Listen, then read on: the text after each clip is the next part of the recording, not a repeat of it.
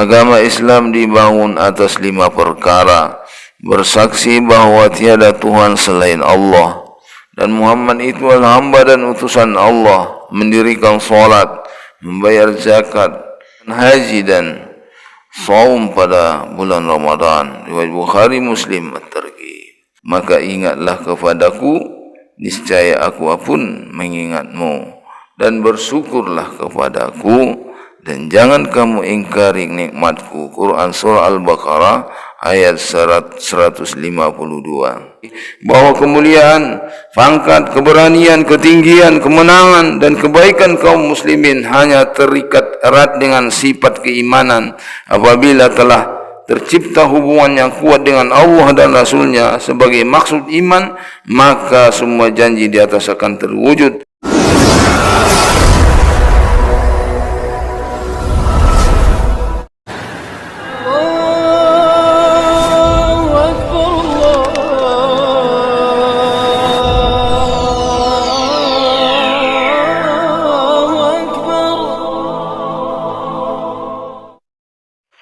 Bismillahirrahmanirrahim. Mari kita tawajuh untuk mendengarkan ta'lim dalam rangka kita mendapatkan Allah Subhanahu wa taala, agar kita menjadi orang yang kaya di sisi Allah Subhanahu wa taala. Man kana lillah kana Allahu lah. Maka siapa yang mendapatkan Allah Subhanahu wa taala, maka dia akan mendapatkan segala-galanya. Fadilah amal, bab tentang fadilah Al-Quran. Bismillahirrahmanirrahim.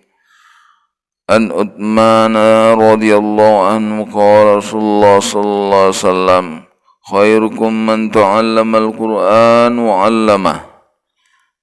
Rawahul Bukhari wa Abu Dawud wa Tirmidzi wa Nasai wa Ibn Majah. Hadza fi at-Targhib wa azahu ila Muslim aidan, lakinna haka al-Hafiz bil Fathi an Abi Mala'i anna al-musliman sakata anhu.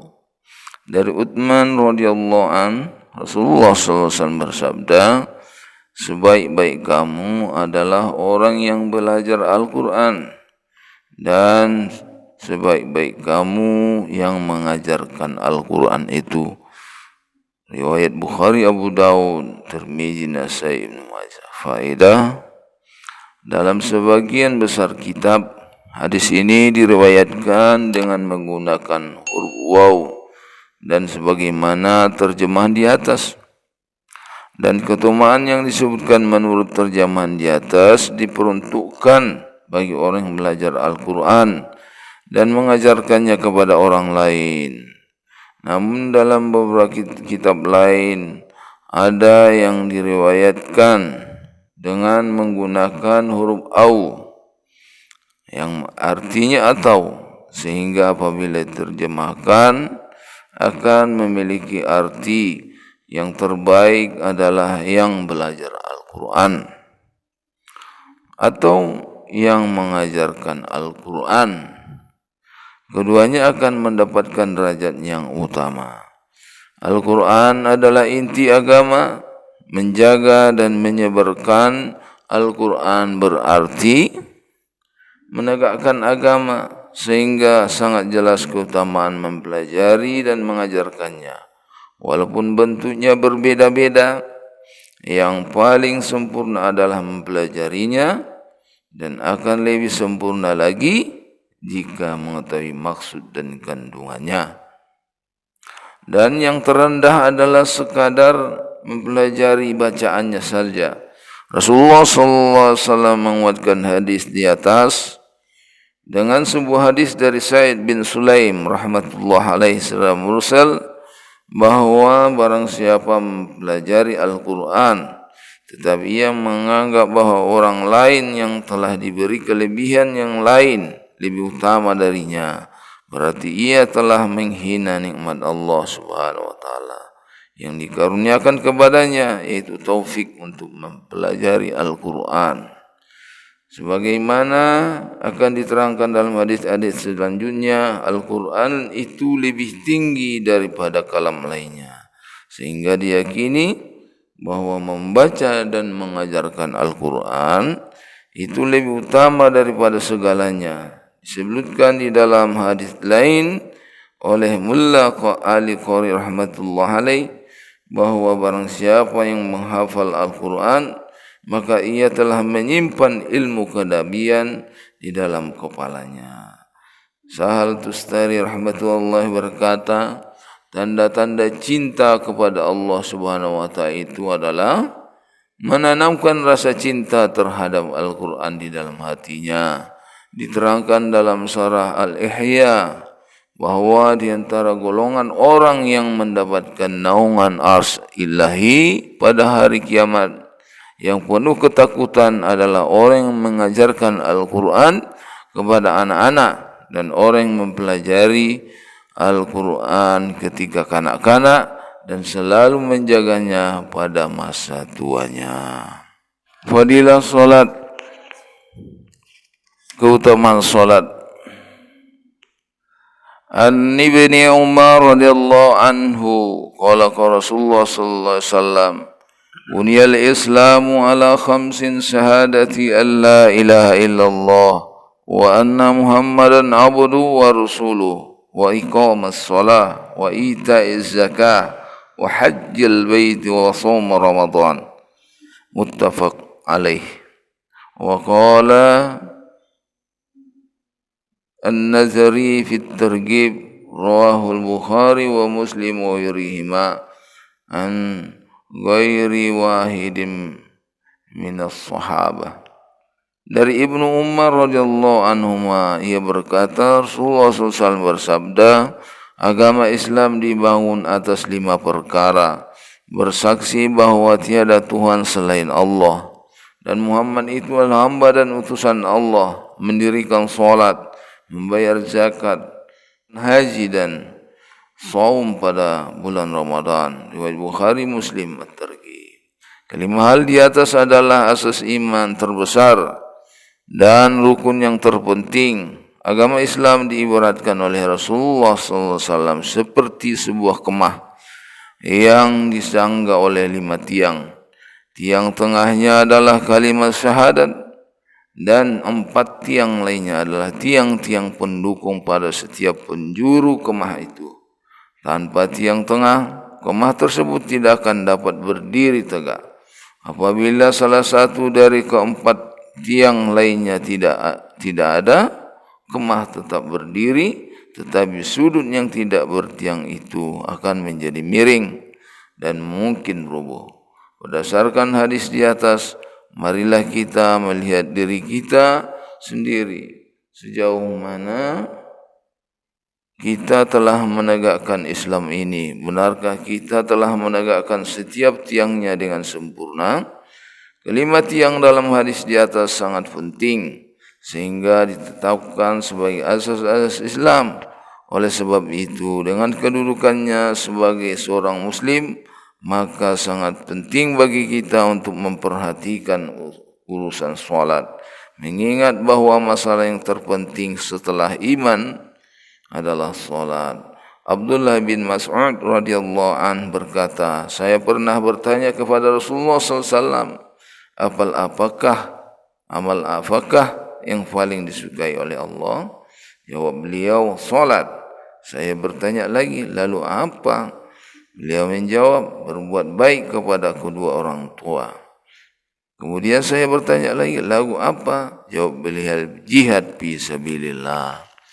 Mullah Ali Qari rahmatullahi menyatakan bahawa alim ulama telah menjadikan hadis ini sebagai dalil bahawa salat adalah kewajiban Islam yang terpenting setelah iman. Hal ini diperkuat lagi oleh sabda Rasulullah SAW, as-salatu khairum mawdu'in.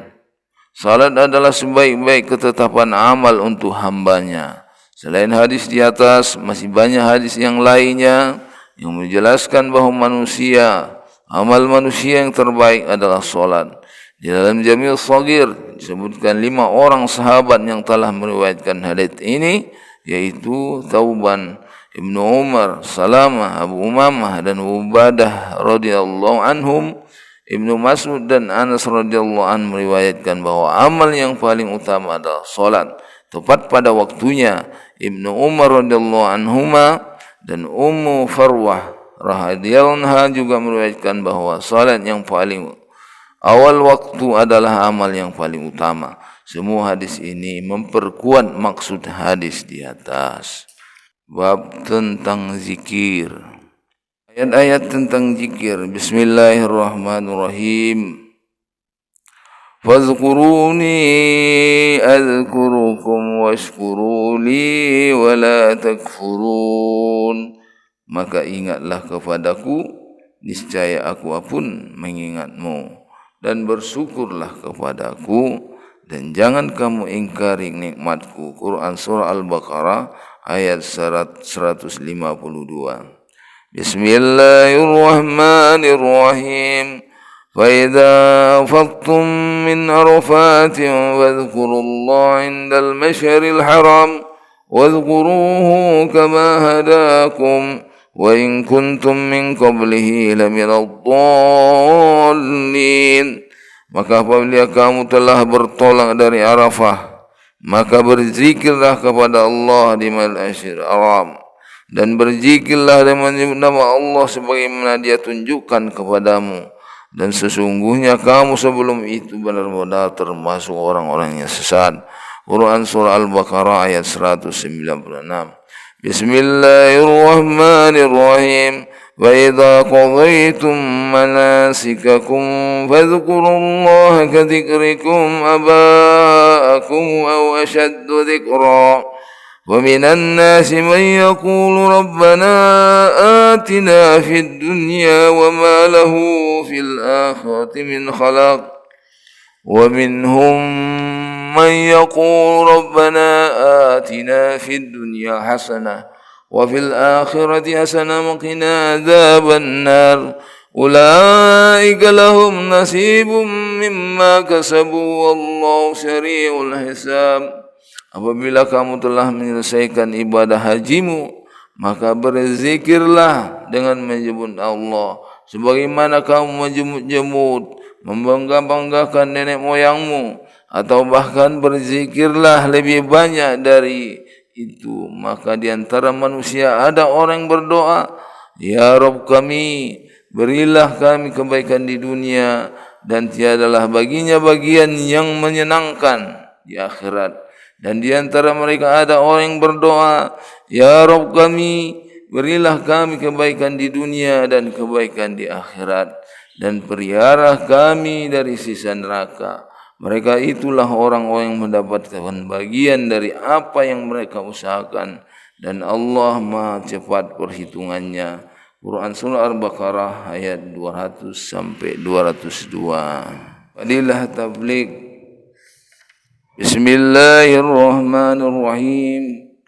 Ayat pertama. وَمَنْ أَحْسَنُ قَوْلًا مِّمَّنْ دَعَا إِلَى اللَّهِ وَعَمِلَ صَالِحًا وَقَالَ إِنَّنِي مِنَ الْمُسْلِمِينَ.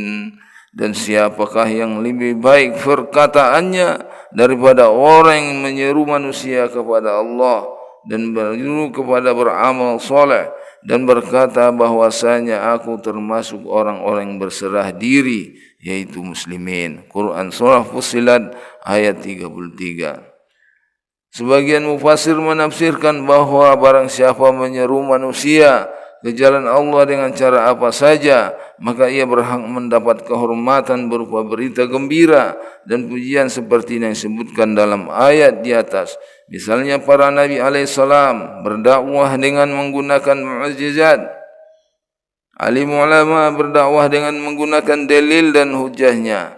Para mujahid berdakwah dengan pedangnya, dan para muazzin berdakwah dengan azannya. Intinya siapapun yang menyeru kepada Allah, ia berhak mendapatkan kehormatan itu, baik mengajak kepada amalan-amalan zahir atau amalan-amalan batin, sebagaimana para ahli tasawuf yang mengajak kepada ma'rifatullah, yaitu mengenal Allah. Dapat dibaca dalam tafsir Kazin. Sebagian ahli tafsir mengatakan bahawa ayat dan ia berkata bahwa aku termasuk muslimin. Bermakna bahwa seorang muslim hendaknya bangga dengan keislaman. Keislaman dikaruniakan Allah Subhanahu wa taala kepadanya, dan ia yakin bahwa keislamannya itu merupakan kemuliaan baginya. Ahli-ahli tafsir lainnya menafsirkan bahwa dalam setiap kegiatan dakwah dan tabligh selayaknya kita tidak merasa sombong karena menjadi seorang muballigh. Kita seharusnya berendah hati dengan menganggap bahwa kita hanyalah seorang muslim biasa sebagaimana muslim lainnya. Kisah-kisah para sahabat. Perjalanan Rasulullah sallallahu alaihi wasallam ke Taif.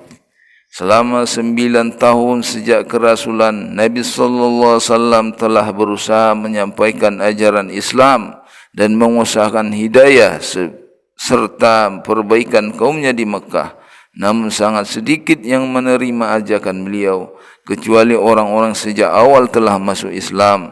Selain mereka ada orang-orang belum masuk Islam tetapi siap membantu Rasulullah SAW. Dan kebanyakan orang-orang kafir Makkah selalu menyakiti dan mempermainkan beliau dan para sahabat beliau. Abu Talib termasuk orang yang belum memeluk Islam namun sangat mencintai Nabi sallallahu alaihi wasallam. Ia akan melakukan apa saja yang dapat menolong Nabi sallallahu alaihi wasallam. Pada tahun ke-10 kenabian, ketika Abu Talib meninggal dunia, kaum kufar semakin berkesempatan untuk mencegah perkembangan Islam dan menyakiti kaum muslimin. Rasulullah sallallahu alaihi wasallam pergi ke Taif. Di sana ada suatu kabilah bernama Thaqib yang sangat banyak anggotanya. Beliau berpendapat jika mereka memeluk Islam, kaum muslimin akan terbebas dari siksaan orang-orang kafir tersebut dan akan menjadikan kota itu sebagai pusat penyebaran Islam. Setibanya di Taif, Rasulullah SAW langsung menemui 3 orang tokoh masyarakat dan berbicara dengan mereka, mengajak mereka kepada agama Allah dan mengajak mereka yang membantu Rasulullah SAW agar membantu beliau. Namun mereka bukan saja menolak, bahkan sebagai bangsa Arab yang terkenal dengan adanya yang sangat menghormati, itu pun tidak mereka lakukan. Bahkan mereka menjawab dengan terang-terangan dan menerima beliau dengan sikap yang sangat buruk. Mereka menunjukkan perasaan tidak suka dengan kedatangan Nabi SAW. Pada mulanya beliau berharap agar kedatangan beliau kepada tokoh masyarakat itu akan disambut dengan baik dan sopan. Ternyata sebaliknya. Di antara mereka ada yang berkata, "Wahai, kamukah orang yang dipilih oleh Allah sebagai nabinya?" Yang lain berkata, "Tidak adakah orang selain kamu yang lebih pantas dipilih Allah sebagai nabi?" Yang ketiga berkata, "Aku tidak mau berbicara denganmu, sebab jika kamu memang seorang nabi seperti pengakuanmu, lalu aku menolakmu, tentu itu tidak akan mendatangkan bencana. Dan jika kamu berbohong, aku tidak ingin berbicara denganmu seperti itu." Setelah itu dengan perasaan kecewa terhadap mereka, Nabi SAW berharap dapat berbicara dengan orang-orang selain mereka. Inilah sifat Nabi SAW yang selalu bersungguh-sungguh, teguh pendirian dan tidak mudah putus asa. Ternyata tidak seorang pun di antara mereka yang bersedia menerima beliau. Bahkan mereka membentak beliau dengan berkata, "Keluar kamu dari kampung ini, pergilah ke mana saja yang kamu sukai." Ketika Nabi SAW sudah tidak dapat mengharapkan mereka dan bersiap-siap akan meninggalkan mereka, mereka menyuruh anak-anak kota tersebut mengikuti Nabi SAW, lalu mengganggu, lalu mencaci, serta melemparinya dengan batu, sehingga sandal beliau berlumuran darah. Dalam keadaan seperti inilah Nabi SAW meninggalkan Taif. Ketika pulang beliau menjumpai sebuah tempat yang dianggap aman dari kejahatan mereka. Beliau berdoa kepada Allah Subhanahu wa taala, "Allahumma ilaika ashku du'afa quwwati wa qillati hilati wa hawani 'ala an-nas ya arhamar rahimin." أنت رب المستضعفين وأنت ربي إلى من تكلني إلى بعيد يتجهموني أم إلى عدو ملكته أمري إن لم يكن بك علي غضب فلا أبالي ولكن عاقبتك هي أوسع لي أعوذ بنور وجهك الذي أشرقت له الظلمات وصلح عليه أمر الدنيا والآخرة من أن تنزل بي غضبك أو يحل علي سخطك لك العتبى حتى ترضى ولا حول ولا قوة إلا بك. Ya Allah, kepadamulah kuadukan lemahnya kekuatanku, kurangnya upayaku dan kehinaanku dalam pandangan manusia. Wahai yang maha rahim dari segala yang maha rahimin, Engkaulah Rabbnya orang-orang yang merasa lemah, dan Engkaulah Rabbku. Kepada siapakah Engkau serahkan diriku? Kepada orang asing yang akan memandangku dengan muka masam, atau kepada musuh yang Engkau berikan segala urusanku? Tiada keberatan bagiku asalkan Engkau tidak marah kepadaku. Lindunganmu sudah cukup bagiku. Aku berlindung kepadamu dengan nur wajahmu yang menyinari segala kegelapan, dan dengannya menjadi baik dunia dan akhirat dari turunnya murkamu kepadaku atau turunnya keridhaanmu kepadaku. Jauhkanlah murkamu hingga Engkau ridha. Tiada daya dan upaya melainkan denganmu. Allah subhanahu wa ta'ala penguasa seluruh alam pun memperlihatkan keperkasaannya. Demikian sedih doa Nabi sallallahu alaihi wasallam, sehingga Jibril alaihissalam datang untuk memberi salam kepada beliau dan berkata, Allah mendengar perbincanganmu dengan kaummu, dan Allah pun mendengar jawaban mereka, dan Dia mengutus kepadamu malaikatnya penjaga gunung agar siap melaksanakan apapun perintahmu kepadanya. Malaikat itu pun datang dan memberi salam kepada Nabi sallallahu alaihi wasallam telah berkata, apapun yang engkau perintahkan akan kulaksanakan. Bila engkau suka, akan kubenturkan kedua gunung di samping kota ini, sehingga siapa saja yang tinggal di antara kudanya akan hancur binasa. Jika tidak, apapun hukuman yang engkau inginkan, aku siap melaksanakannya. Rasulullah sallallahu alaihi wasallam yang bersifat pengasih dan mulia ini menjawab, aku hanya berharap kepada Allah, seandainya saat ini mereka tidak menerima Islam, semoga kelak keturunan mereka akan menjadi orang-orang yang beribadah kepada Allah subhanahu wa ta'ala. Faedah demikianlah akhlak Nabi yang mulia. Kita mengaku sebagai pengikutnya, namun ketika kita ditimpa sedikit kesulitan atau ditimpa celaan, kita langsung marah, bahkan menuntut balas seumur hidup. Kezaliman dibalas dengan kezaliman, sambil terus mengaku bahwa kita adalah umat Nabi sallallahu alaihi wasallam. Padahal dengan pengakuan itu seharusnya segala tingkah laku kita mengikuti beliau. Jika mendapat kesulitan dari orang lain, Nabi sallallahu alaihi wasallam tidak pernah mendoakan keburukan dan tidak pernah berkeinginan menuntut balas. Satu-satunya cara memperbaiki kemerosotan kaum muslimin.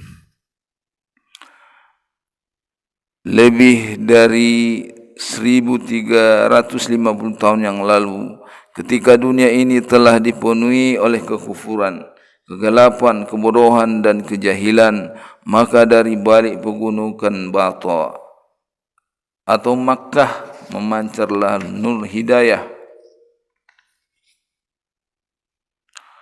yang menembus daerah timur, barat, utara, selatan, sehingga seluruh penjuru dunia disinari dengan nur hidayah tersebut. Hanya dalam waktu singkat, yaitu selama 23 tahun, Nabi sallallahu alaihi wasallam dapat membawa manusia ke puncak kemajuan yang tiada bandingnya dalam sejarah dunia. Dan pelita hidayah perdamaian serta kejayaan berada di tangan kaum muslimin, sehingga dengan sinarnya mereka selalu berjalan di puncak kemajuan yang belum pernah dicapai sebelumnya. Dengan cahaya hidayah tersebut, seluruh dunia berada di bawah kekuasaan kaum muslimin selama berabad-abad, sehingga tidak ada kekuatan yang berani menantang mereka. Kalaupun ada, setiap kekuatan yang menantang itu akan dihancurkan hingga ke akar-akarnya. Ini merupakan kenyataan yang tidak dapat dipungkiri. Namun demikian, semua itu adalah cerita lama yang jika diceritakan terus-menerus memang akan menghibur hati tanpa ada faedah dan manfaatnya. Selama kehidupan orang-orang terdahulu itu hanya kita simpan dalam kenyataan dan kejadian kita pada saat sekarang. Dari sejarah kehidupan kaum muslimin pada 13 abad yang silam dapat kita ketahui bahawa umat Islam adalah satu-satunya pemilik dan penguasa kemuliaan, pemilik keagungan, pemilik keberanian dan kehebatan serta kekuatan. Namun bila kita beralih dari lembaran sejarah tersebut dan melihat keadaan yang terjadi sekarang, maka kaum muslimin berada dalam keadaan yang sangat rendah dan hina, miskin papa, tanpa memiliki kekuasaan atau kekayaan, tanpa kewibawaan dan kekuatan, tidak ada kerjasama, persaudaraan dan kasih sayang, dan tidak lagi memiliki adab yang baik maupun akhlak yang mulia. Juga tidak ada lagi amal perbuatan yang baik. Segala keburukan ada pada diri kita, sedangkan kebaikan sangat jauh. Musuh-musuh kita sangat bergembira dengan kehinaan kita ini. Kelemahan-kelemahan kita diperlihatkan dengan terang-terangan dan kita dijadikan sebagai bahan tertawaan. Tidak cukup sampai di situ, bahkan para pemuda kita yang telah mendapat pendidikan gaya baru telah berani mempermainkan asas-asas agama yang suci ini dan menentangnya. Bahkan syariat suci ini dianggap tidak layak untuk diamalkan, sia-sia dan tidak ada gunanya. Sungguh mengherankan, kaum yang telah membuat kenyang seluruh dunia, mengapa justru kehausan? Kaum yang telah mengajarkan adab dan kebudayaan, mengapa sekarang justru tidak beradab dan berbudaya? Para tokoh kaum muslimin pun telah banyak memikirkan hal ini dan telah mencoba dengan berbagai cara untuk memperbaiki keadaan ini. Tetapi semakin diobati, semakin parah penyakitnya. Sekarang apabila keadaan sudah lebih buruk dan pada masa yang akan datang mungkin akan semakin buruk, maka jika kita hanya berdiam diri dan tidak berusaha sungguh-sungguh untuk mencegahnya, ini merupakan suatu kesalahan besar. Sangat penting bagi kita sebelum memulai melangkah untuk memikirkan penyebab kehinaan dan keburukan yang terjadi di masa ini. Usaha untuk memperbaiki keruntuhan dan kegagalan kita telah banyak diucapkan, dan untuk menyelesaikannya pun sudah banyak cara yang ditempuh. Namun setiap cara yang diusahakan selalu tidak sesuai dan tidak mencapai kesuksesan, sehingga para pemikir agama telah jatuh dalam keputusasaan dan kecemasan. Sebenarnya sampai sekarang pun belum diketahui dengan pasti apa penyakit yang telah diderita oleh umat ini. Hal-hal yang dijelaskan selama ini sebenarnya bukan merupakan asal penyakit yang sesungguhnya, namun hanya akibat dari penyakit tersebut. Karena kita tidak bertawajuh terhadap penyakit yang sebenarnya, pengobatan dan perbaikan pun bukan kata sumber penyakit, sehingga tidak mungkin dan mustahil dapat memperbaiki akibat-akibat yang sudah terjadi sebelum kita mengetahui dengan benar sumber penyakit yang melanda umat ini dan mengobatinya dengan tepat. Cara perbaikan kita yang asal-asalan merupakan kesalahan yang sangat besar. Kita mengetahui bahawa syariat Islam adalah suatu aturan ilahi yang sempurna, sehingga sebab kesuksesan di dunia dan akhirat serta jaminan pada hari kiamat kelak. Oleh sebab itu, tidak ada alasan bagi kita untuk mendiagnosis sendiri penyakit ini lalu mulai mengobatinya dengan cara kita sendiri. Sangat penting bagi kita untuk berusaha mengetahui penyebab penyakit ini dalam Al-Quran. Kemudian dengan berpusat pada petunjuk dan hidayah tersebut, kita akan mengetahui cara pengobatan yang benar sehingga penyakit tersebut dapat diobati. Apabila Al-Quran dijadikan sebagai tuntunan amal atau aturan sempurna bagi kita hingga hari kiamat, maka tidak ada alasan bahawa Al-Quran akan membawa kita kepada kegagalan pada saat yang sangat genting ini. Benarlah janji Maharaja Langit dan Bumi bahawa Dia telah berjanji akan menjadikan orang-orang beriman sebagai khalifah di muka bumi ini.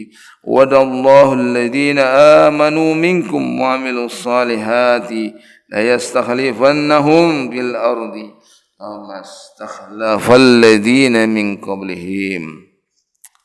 Allah telah berjanji kepada orang yang beriman di antaramu dan beramal soleh bahawa Dia sungguh akan menjadikan mereka khalifah di muka bumi. Quran surah An-Nur ayat 55. Dan memberi kabar gembira bahawa orang-orang mukmin akan selalu menang melawan orang-orang kafir, dan tidak ada teman serta penolong bagi orang-orang kafir. Bismillahirrahmanirrahim.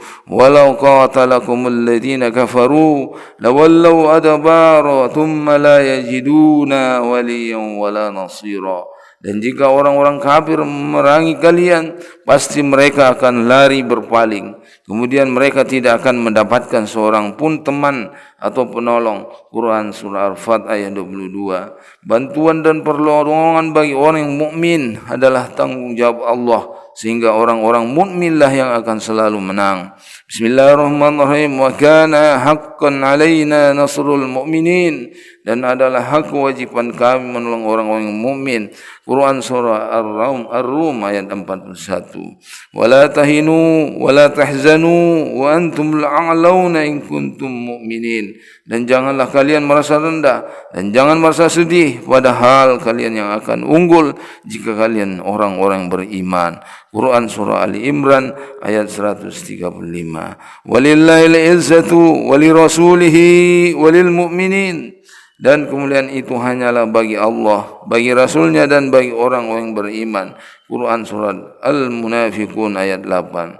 Setelah kita merenungkan ayat-ayat di atas, dapat kita ketahui bahawa kemuliaan, pangkat, keberanian, ketinggian, kemenangan dan kebaikan kaum muslimin hanya terikat erat dengan sifat keimanan. Apabila telah tercipta hubungan yang kuat dengan Allah dan Rasulnya sebagai maksud iman, maka semua janji di atas akan terwujud. Sebaliknya, semoga Allah melindungi kita. Apabila terputus hubungan dengan Allah, terputus hubungan dengan Rasulnya, atau melemah, bahkan berkurang, maka kekurangan, kerugian, kehinaan yang akan didapat. Hal itu disebutkan dengan jelas dalam ayat berikut. Wal 'asr innal insana lafi khusr illa alladzina amanu wa 'amilus salihati wa tawassaw bil haqq wa tawassaw bis sabr. Demi masa sesungguhnya manusia benar-benar berada dalam kerugian kecuali orang-orang beriman, beramal soleh, nasihat menasihati agar mentaati kebenaran, dan nasihat menasihati agar menepati kesabaran. Terdapat kelalaian kita terhadap kewajiban yang sangat penting, yaitu yang pertama, kita sering menganggap bahawa kewajiban dakwah amar ma'ruf nahi munkar hanyalah tanggungjawab alim ulama, padahal yang ditunjuk oleh Allah dalam Al-Quran adalah secara umum mutlak kepada setiap umat Muhammad sallallahu alaihi wasallam dan kehidupan para sahabat radhiyallahu anhum dalam masa khairul qurun, generasi terbaik, yaitu bukti yang adil atas kewajiban tersebut. Hanya mengkhususkan tanggungjawab dakwah dan amar ma'ruf nahi munkar ke alim ulama, lalu meninggalkannya dan hanya mengharap dan mengandalkan mereka saja dalam tugas ini merupakan kebodohan yang sangat parah. Tugas ulama adalah menyampaikan yang hak dan menunjukkan jalan yang lurus, sedangkan menggerakkan hamba-hamba Allah agar mengamalkan dan berjalan sesuai dengan petunjuk merupakan tugas bagi orang-orang selain mereka. Ini sesuai dengan hadis, ala kullukum ra'in wa kullukum mas'ulun an ra'iyati fal amirul ladhi 'alan nasi ra'in 'alaihim wa huwa mas'ulun anhum wal rajulu ra'in 'ala ahli baiti wa huwa mas'ulun anhum wal mar'atu ra'iyatun 'ala baiti ba'liha wa waladihi wa hiya mas'ulun anhum wal 'abdu ra'in 'ala malin sayyidihi wa huwa mas'ulun anhu fa kullukum ra'in wa kullukum mas'ulun an ra'iyati. Rawahu Bukhari wa Muslim. Sesungguhnya kalian adalah pemimpin dan setiap kalian ada ditanya tentang kepemimpinannya. Raja adalah pemimpin rakyatnya dan akan ditanya tentang orang yang dipimpinnya. Laki-laki adalah pemimpin ahli rumahnya, ia akan ditanya tentang keluarga yang dipimpinnya. Istri adalah pemimpin rumah suami dan anak-anaknya, ia akan ditanya tentang rumah tangganya. Dan hamba saya adalah pemimpin atas harta majikannya, akan ditanya tentang tanggung jawabnya. Singkatnya, kalian adalah pemimpin dan setiap pemimpin akan ditanya atas kepemimpinannya. Riwayat Bukhari, Muslim. Dan dengan gamblang telah dijelaskan melalui hadis berikut ini. Qala sallallahu alaihi wasallam, ad-dinun nasiha. Qulna liman? Qala lillahi wa rasuli wa li a'immatil muslimin wa ammatihim. Rawahu Muslim. Rasulullah sallallahu alaihi wasallam bersabda, agama adalah nasihat. Kami para sahabat bertanya, bagi siapa? Beliau bersabda, bagi Allah, bagi Rasulullah dan bagi pemimpin-pemimpin umat Islam dan orang awamnya. Riwayat Muslim. Walaupun seandainya dapat diterima bahawa kerja ini memang tugas ulama dalam keadaan darurat dan suatu yang sangat kritis ini, setiap orang dituntut terjun dalam kerja ini dan bersedia meninggikan kalimat Allah dan menjaga agama yang kokoh ini. Alhamdulillah. Apa yang kita bacakan daripada sejak fadilah Al-Quran, fadilah salat, fadilah zikir, fadilah tabligh, kemudian keruntuhan umat, dan terakhir kisah-kisah daripada para sahabat. Mudah-mudahan apa yang kita dengar, kita sampaikan, kita amalkan pada diri kita masing-masing, dan kita sampaikan dan kita sebarkan kepada ahli keluarga kita, jiran tetangga kita, umat seluruh alam insyaallah. Kita tutup ta'lim kita dengan doa kibrat majlis. Subhanallah wa bihamdihi, subhanakallah wa bihamdika, asyhadu la ilaha illa anta, astaghfiruka wa atubu ilaik. Assalamualaikum warahmatullahi wabarakatuh.